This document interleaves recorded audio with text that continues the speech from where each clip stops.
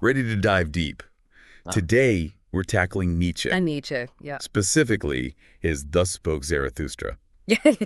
And we're going beyond, the surface level stuff. Yeah, absolutely. To grapple with some of the more challenging ideas, even for seasoned Nietzsche fans. Nietzsche fans, exactly. Right. And it's interesting, we're doing it all through a Spanish translation. Yeah, it's like looking at a familiar landscape through a new lens. It adds a whole other dimension, a certain poetic flair, I find. Yeah. To the translation. So Nietzsche, right off the bat, he hits you with, God is dead.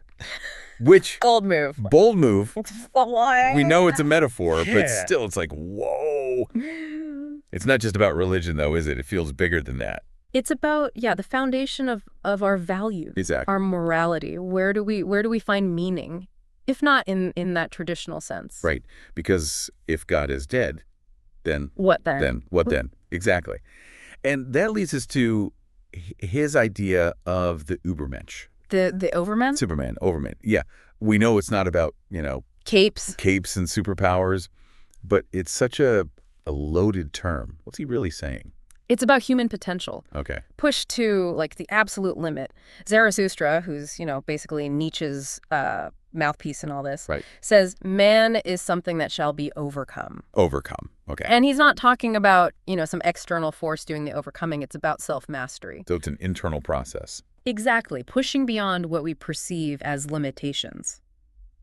And the engine for this force, it's what he calls the will to power. Will to power. Yeah. It's another one of those phrases that I think gets easily misinterpreted. Misconstrued, yeah. People hear will to power and they think, domination, like brute force. Right, but that's really not what he's getting at. He sees it as this fundamental force that drives all living things to strive, to grow, to overcome even. So even something like a houseplant. Exactly. Reaching for the sunlight. That's will to power. There you go. That's it in action. That's a much more nuanced way of looking at it than I think a lot of people realize. It's not about power over others, but power from within. Okay, I like that. So how does that tie back into this idea, the Ubermensch? Well, the Ubermensch, they embody this will to power in its purest form.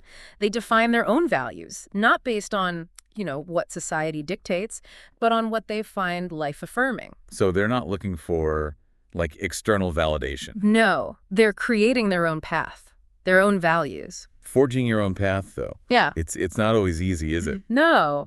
Nietzsche, he doesn't shy away from the struggle. Definitely not. In fact, he kind of emphasized it with his idea of was it eternal recurrence. Yeah. Eternal recurrence. That one always messes with me. It's a mind bender. It really is. This idea that you'd have to relive your life. Every single moment. Exactly as it happened. All the good, all the bad. The joy, the suffering, all of it. Would you sign up for that?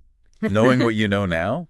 It's a tough one. It's a thought experiment, really, to make you pause and evaluate. Living the right life. Exactly. Are you living in a way that you'd be happy to relive endlessly, or would you be filled with regret? And I think that's where this idea of really, wringing it all out of life comes in. Living authentically, embracing every moment. Because if you had to do it all again, wouldn't you want to make sure it was a life worth repeating? Exactly. And this is where that Übermensch comes back in. Because for Nietzsche, the Übermensch wouldn't just, tolerate eternal recurrence. They would embrace it. Wow. So they're not just okay with reliving their life. They would actually, celebrate it. They would see the beauty in it, the struggle, the joy. It's all part of the tapestry of their existence. It's like they're saying, yeah, I lived my truth. Precisely. But okay, let's be real. Most of us, we're not quite at Ubermensch level.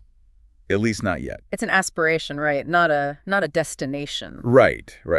But there's another concept that I think really resonates with people, and it feels very relevant to the conversations happening today.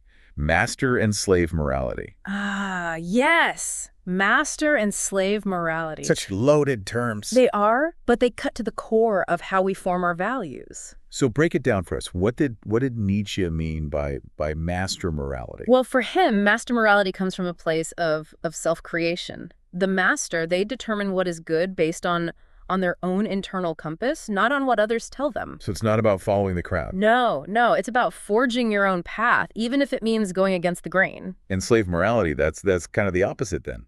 In a way, yes. Slave morality arises from resentment. It defines good and evil in reaction to the master. So it's almost like they're defining themselves by what they're against. Exactly. Rather than what they're for. And that can be really limiting, can't it? Absolutely. It can trap you in a cycle of negativity and resentment. Whereas master morality is about, like, empowerment. Yes.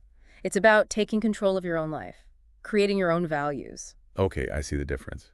But, Nietzsche, he wasn't just a philosopher. He was like a poet, in a way. Absolutely. He knew how to use language to pack a punch. Like that scene with the tightrope walker. Ah, yes. The tightrope walker, right from the beginning. The very beginning. You're hooked. It's such a vivid image. The precarity, Yeah. the danger. And the crowd below, watching. It's hard not to feel that tension. And that's what Nietzsche wants. He wants you to feel it, to feel the risk, the uncertainty of existence. So the tightrope walker, that's us, right? Humanity. Trying to find our balance in this precarious world. And the crowd, are those the people who just, like, watch life go by? Perhaps. Maybe they represent those who are too afraid to step onto the tightrope themselves. Take risks. Exactly. But Nietzsche, he's urging us to be brave, to embrace the uncertainty. Because that's where real growth happens. Precisely. And speaking of growth, we can't forget about the three metamorphoses: